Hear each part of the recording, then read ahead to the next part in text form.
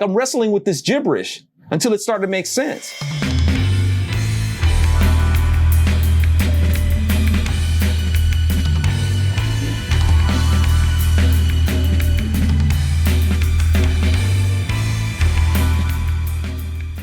Howdy, folks. Thank you for tuning in to the Virtue Signal. I'm Alfonso Rachel with my friend Bill Whittle.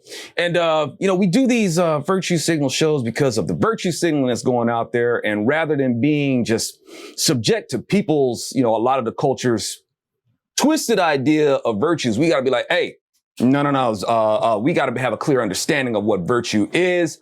And because if not, man, we'll end up being ruled by, not just ruled in the culture by their narratives and stuff like that about what we have to abide by, but they make laws concerning these things. So for myself, in bringing a clear understanding of what virtue is to be able to resist, these stuff that they're putting on, that they're laying on us, I go to the Word of God. I go to the Bible. And as Bill has said earlier, this is not a Bible study, but it is an examination of virtues. And in this series that I'm doing so far, it's taking a look at this book. And why should we believe this book that is seemingly unbelievable? And if it's unbelievable, why should I base my virtues on it? And there's questions that people may ask about it. And what among those questions, and when I present these, y'all, it's from a sympathetic point of view because I struggle with the same things. Christianity is something that I rejected and was agnostic, borderline atheist. And one of those things that really set me back is, why should I believe this book that seems to be telling me to speak in tongues? Why should I believe you if I can't understand what you're saying? If you're going to be saying, it's like, I can't understand you, thus I don't think I should believe you. Now, Bill, is that a fair, for lack of a better word, prejudice? Are those reservations that you may have found yourself struggling with or can understand why other people would struggle with them, in terms of, examining this, for lack of a better way of taking this book more seriously? Yeah, well, most people know by now that I'm a scientific atheist apostate.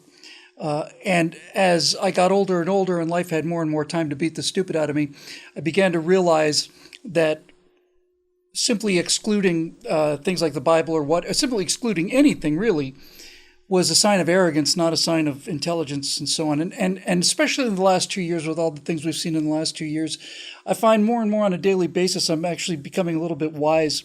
So to answer your question, I would have said, even a relatively short time ago, yeah, you're on the ground writhing, holding snakes, speaking in tongues, and yeah, I think you're nuts. But I also think Berkeley professors are nuts.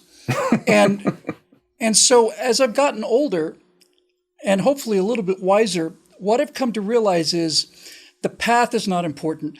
The direction is important. And when we talk about virtues, I think we're talking about a direction. And let's just say west for the sake of the argument. If people are heading west, they're heading towards virtue. If they're heading east, they're heading towards vice. And it doesn't really matter which individual path they take, as long as they're heading in the direction of virtue. Now, a lot of religions basically completely deny this idea.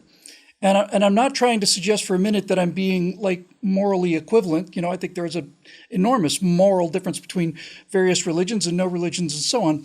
But to specifically deal with your issue about speaking in tongues, it seems to me that if that is the experience that the person has to get closer to Christ or God, then who am I to say no? I don't. It's a funny thing. My wife has reflexively cured me of a lot of my judgmentalism. So I'm more selective about what I'm judgmental about. But the things that I'm still judgmental about, I'm even more judgmental about. I believe every day more and more in absolute good and absolute evil. I don't believe that people are absolutely good or absolutely evil. I think some people have made pretty good attempts to be absolutely evil and several people to be absolutely good, but it's an unattainable goal for us human beings.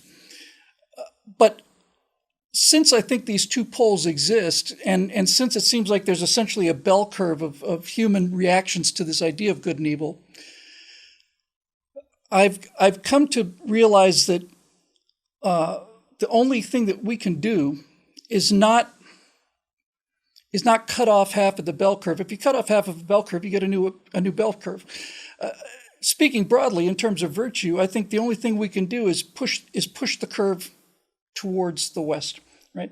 You will always have people who are the least understandable, the least kind, the least human. In the case of some of these tech giants who have no, and not just tech giants, by the way, either. It seems to be a quality that many high level leaders have. The reason you get to be a dictator of a country is because you don't have any connection to human emotions. If you did, you wouldn't be doing this. So I think all you can really hope to do is just kind of push that curve towards virtue. And if that's the only attainable goal, and I'm convinced it is, then anything that gets people in that direction is just fine with me. I try to reserve the fight for people that are trying to pull the curve in the other direction. And I don't think that somebody on the ground who's speaking in tongues, or sitting fully upright for that matter, I don't see those people as a force of evil under any circumstances. It's not my cup of tea.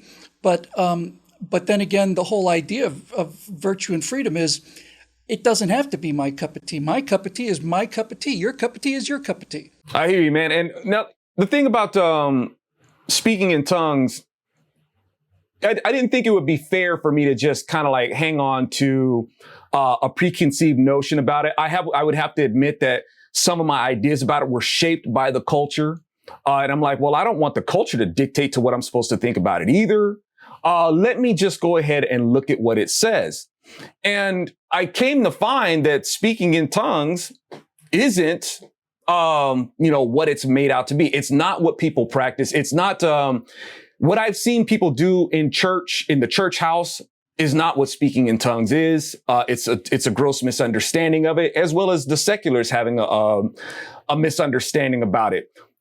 The thing, and I don't expect people to necessarily believe what it is, but at least if there's going to be the scrutiny of it or the stigma of it, let's actually be clear on what it actually is. Speaking in tongues is not speaking in gibberish and assuming to be speaking some spirit language. It's not something that the Bible says to do, actually. Even pagans speak in tongues. If they want to go into a trance or something like that, they can go ahead and do that.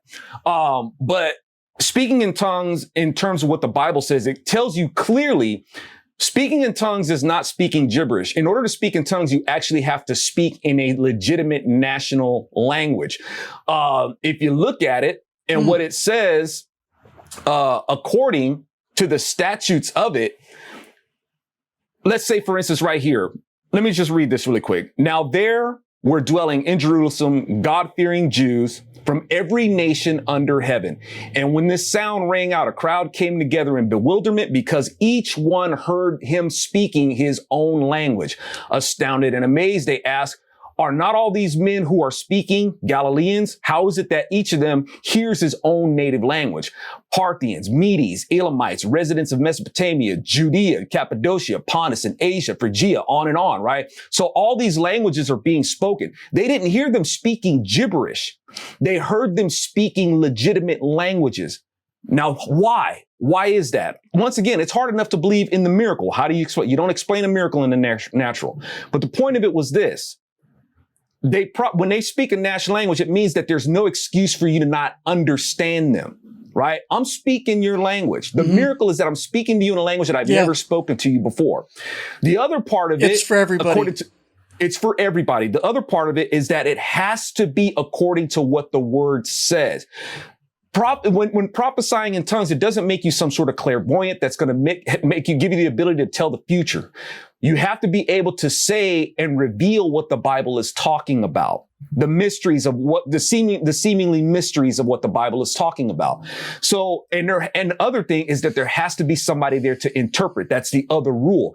Somebody can't just start going, blah, blah, blah, and I'm speaking in the spirit language. You have to have somebody to check them and say, like, okay, actually, yeah, this person is speaking a legitimately different language. I know because I speak that language too. A translator has to be somebody there. And not only that, they have to be able to say that, yeah, this dude is actually preaching right from what the Bible has said and is disclosing how these things connect each other. They're not making up. So this isn't the psychic hotline. They're not trying to be a clairvoyant or something like that. They're speaking what the Bible actually says. So that's the actual speaking in tongues. And it's kind of sad that people have isolated a verse and have built a sect or religion or religious practice out of it when that's not what it means. Again, I understand that some people would still have a hard time believing that, but disbelieve the right thing. It's not about people like just kind of speaking gibberish. That's not what speaking in tongues is. You actually have to be speaking a national language. Well, clearly the people that might be doing the things that you find to be a misinterpretation of the Bible don't see it as a misinterpretation themselves, or else they wouldn't be doing it. So, again, I don't want to be the kind of guy who sounds like there aren't any standards or anything like that. I'm not saying that at all. I'm just saying that one of the things about Christianity that's so appealing is the volitional aspect of it, the individual freedom aspect of it, especially in Protestantism. To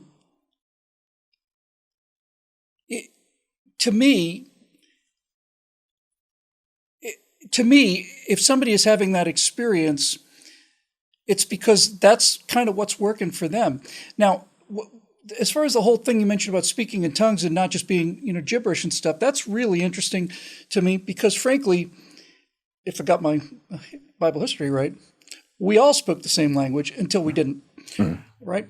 We all spoke the same language until we tried to outdo God in his glory and build a tower that goes all the way to heaven, at which time God divides humanity up into individuals who are all speaking different languages who cannot communicate with each other anymore. That's kind of the punishment, right? And it's kind of the punishment for turning away from God in the interpretation of the Tower of Babel. This is what you get for trying to be gods yourself. You're all building a tower. You're communicating with each other, but you're doing it to basically try to match my glory. So therefore, since you can't do things the right way, I'm going to make sure that you don't have this ability anymore. I'm going to split you all up so you're all speaking different languages. But if you think about it, what that's basically saying is that the imposition of different languages is essentially a punishment. And I've never thought about this much before, but you could make the case, I suppose, that the ability to speak in tongues is a removal of that punishment. It's a transcendental moment of understanding beyond this kind of intellectual, cultural thing that's been imposed on us. It is, at least in my limited experience with it from the outside, there is an ecstatic quality to it. It's not like you just reading the Sunday morning paper and start speaking in tongues, right? I mean, generally speaking, when people do this, they're all religioned up. And so regardless of whatever kind of real world scientific explanation you want to apply to it, we did a show last time, which I think is really important, 2 domains, right? You can't really apply what happens in one domain to the other, so they reflect each other. So if this person is having an ecstatic transcendental communion with God and they start speaking in tongues, then at least that's telling me that they are making a connection. And then to me, it's not really up to me to judge this. Now, again, I am so firmly against situational ethics and moral relativism that I need to continually clarify myself on this. That doesn't mean that it's okay to be evil. It's not an excuse. To me, I've just become a lot more humble about things in general, so as I've gotten older, and I've kind of realized in a God Almighty, I'm starting to sound like I need to move to San Francisco and wear sandals, wash it with patchouli oil. But there's a kind of beauty to the fact that individuals choose their path. not only choose their path in terms of how they get to that direction, some people choose other directions. I think the opposite direction causes harm. I think it causes human unhappiness. I'm all about human happiness. That's my fundamental goal. And so I don't feel like I feel like if I can say to somebody, this isn't doctrinal, or this isn't this, or this isn't the proper way to do it, then that's essentially saying that they can do the same to me. And I don't really see it as any of my business. Now, certainly, look, the reason we do the show, the reason we do these particular segments about the Bible is, again, it's not a Bible study course. It's a question of how does this morality, this functional, foundational morality of America affect our daily lives in a political sense. That's why we do it.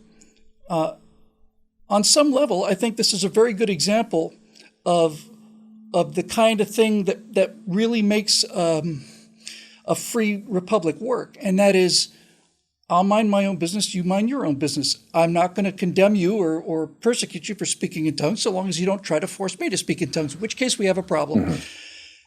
And underneath all of this, it comes back to me to the Tower of Babel. It comes back to this idea that underneath all of these different languages and cultures and rituals and rites and so on, the question is, underneath that, are you a good person? Do you have a functional humanity, a soul in you, some kind of sense of right and wrong? And if you do, and if you're heading towards good, then I'm not going to get in your way, and I'd appreciate it if you didn't get in my way. I dig it, man. And as I was saying before, the language of speaking in tongues, it has to be a legitimate language. For a lot of people, and the language, of course, the language that is being spoken of is the language of truth. Truth is actually, as we can see, truth is very foreign to a lot of people. All right. It's a language that they don't understand. Truth is being distorted and covered up, and we have a culture that is just inundated with fake news. But it's a language that a lot of people understand, as we can see. So a lot of people, lies is something, and sensationalism and fiction and whatnot is something that is easy for people to relate to, and they gravitate to it, and our country is being consumed by it. However, truth is something that is a harder sell. It seems to be a dialect that's we just can't pick up on it, right? And all that to say, like I said earlier, it has to be a legitimate language. This truth is being spoken. You're speaking it in clear language, whoever this person is. If you're a foreigner, I'm going to speak to you in your language. I've never spoken this language before, but I'm going to speak to you in this language. So one, you have no excuse to not understand me. And two, you have no excuse to not believe there is a God, because I can't speak this language on my own. It's a miraculous gift. So you're given all the elements you need to believe.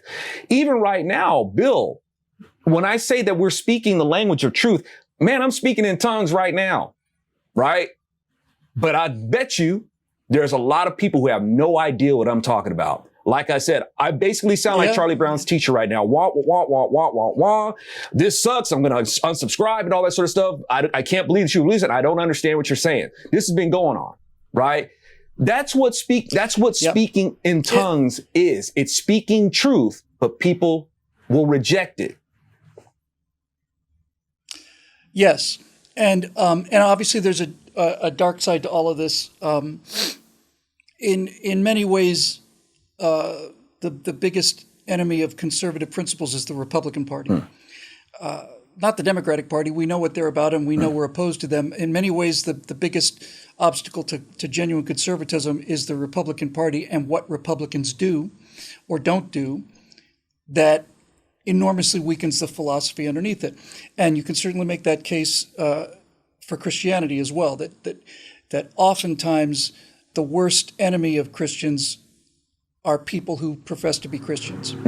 The speaking in tongues phenomenon, if you ask somebody who's completely agnostic or atheist, their most likely response is that they once saw, a televangelist smack somebody on the forehead and have them go down to the ground and start, muttering something, and that was presented as evidence for like divine intervention. in many of those cases, I believe that the people who went up on stage were in fact honest people who did in fact have such belief in this that they had a relatively genuine reaction. But there's no question at all, none, that a significant amount of this is completely staged and completely artificial. The problem with that is that, well, the reason they do it is because what these televangelists want, and I put them in a different category than people who are speaking in tongues in a small church in the Appalachians, let's say, because they got nothing to gain by this. What a televangelist wants is, he wants something that is visually dramatic. He needs a visual confirmation of conversion, right? He needs a visual confirmation, something that people can see on the screen, that something miraculous has happened. And so they look for things like this. They look for these dramatic moments. And whether they're real or not, and without question, there's no question whatsoever that many of them are not real. That piece of kabuki really damages Christianity badly. Yes. In terms of the advertising, right? Not so much internally among other Christians, although I know many Christians have a real distaste for that. And they understand the damage that it's being done. But because it's televised and because church, generally speaking, isn't, and we don't see televangelists anything like what we saw them 20, 30 years ago. They're everywhere then. That experience of watching televangelists has turned off so many people because they think that's what Christianity is all about, is this sort of rapture, this kind of lightning bolt of ecstasy, this instantaneous connection, to divine power. And frankly, most people can look at this, say they look at it the same way that I look at pro wrestling.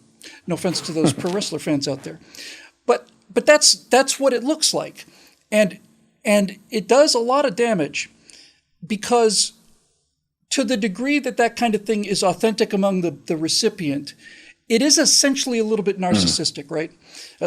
Look at me. I'm so Christian. I've been hit by the thunderbolt and stuff. But essentially, it's just a very cynical way to make more money, and I really think that Christianity would be a lot more pervasive in culture today if it hadn't been for those decades of watching people watching people do that, and on top of it, as if for confirmation, you later discover that they're sleeping with the church secretary, or that they've made millions of dollars and they've stashed that away, or they've committed this fraud, or so on. So even the off-camera results of these on-camera evangelists reinforce people's position that the whole thing's just kind of a sham. It's just a show for stupid people, or the gullible is a better word.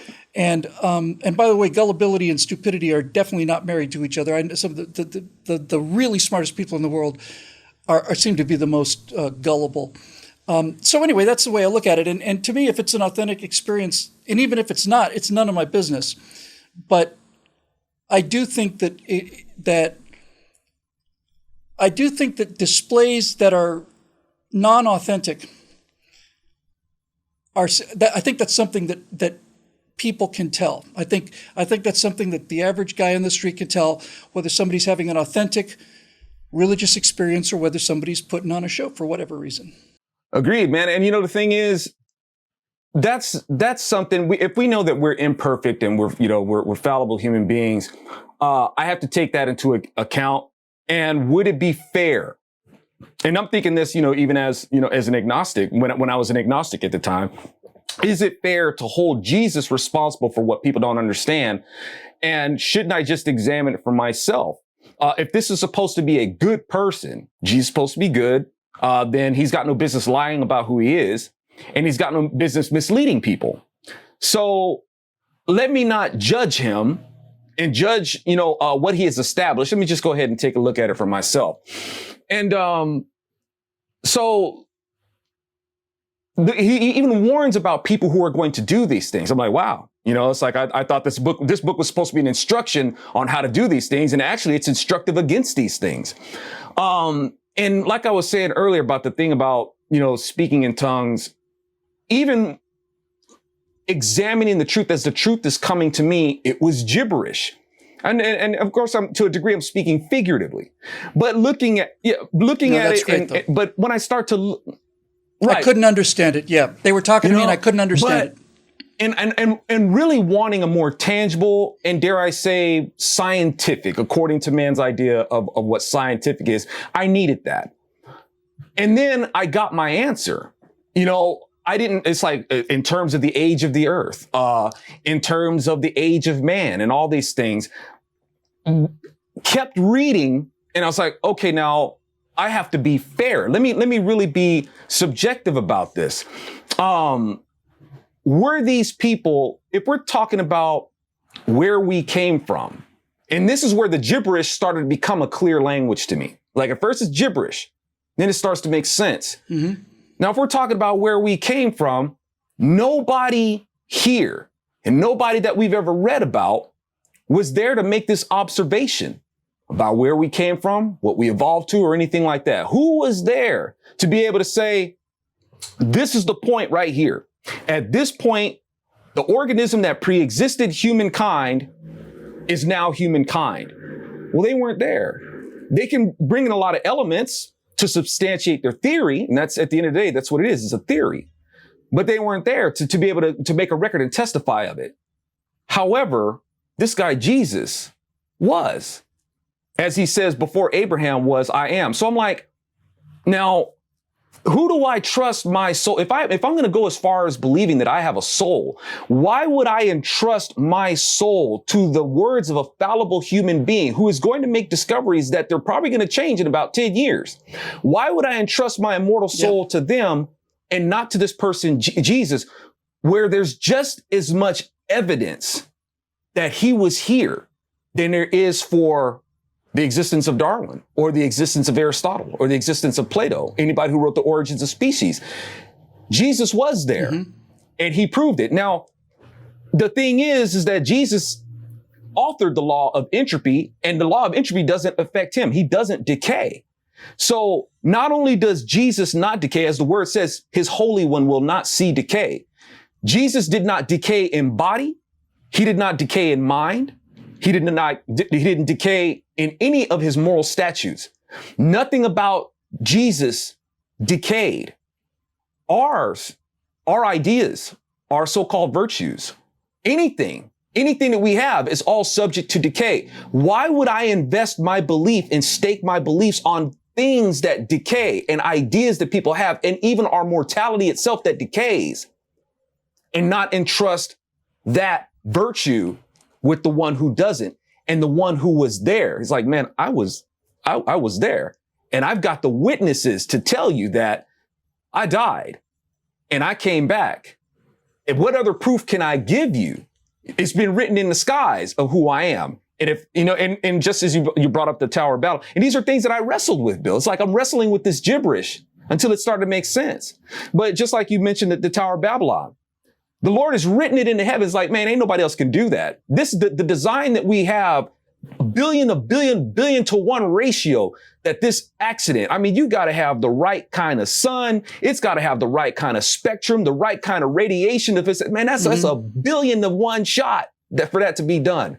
So I'm looking at the skies that proclaim his handiwork. And you even still have people that said, you know what? Yeah, I don't believe it. I'm going to build a tower. I'm going to build a tower, and we're going to go up there and show that we can either do better or that he's not the summit of all understanding.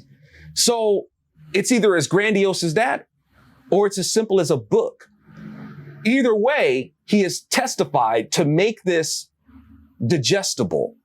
And so for me, that's where the gibberish clears up, And it's not a point, as I think one of the kings in the Bible says, and I'm saying this to my audience, are you assuming to try to make me a believer? No, it's not my objective per se to make you a believer.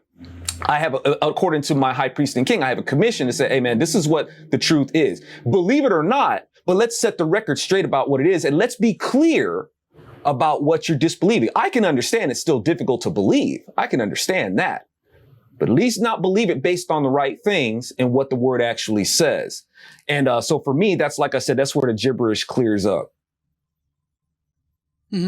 Well, the reason we're doing this series that you brought is because by unpacking these stories, it gives you a way to see how this code was the code that the people that designed this country had. This was their moral code, and this was their moral guide, and there's no real question about that. They also understood, having not too recently come away from religious persecution in terms of, from England, a generation ago, in some cases less than that, a couple generations, whatever. They also understood that they didn't have the arrogance to say that this is how things will be done, either religiously or in any other matter, really. They created a government that does everything, at least constitutionally, is designed to get the job done with the minimum amount of interference and leave you alone to find your own path, so long as you're heading in the right direction. And that's why we unpack these stories. That doesn't mean, some people say, well, you're just taking it figuratively when it literally happened. That may in fact be the case, but that's not why we do this particular show. We do this show to show you that the elements of virtue are built into the walls, and you don't necessarily see them, and you don't necessarily see where they come from, but they did come from somewhere.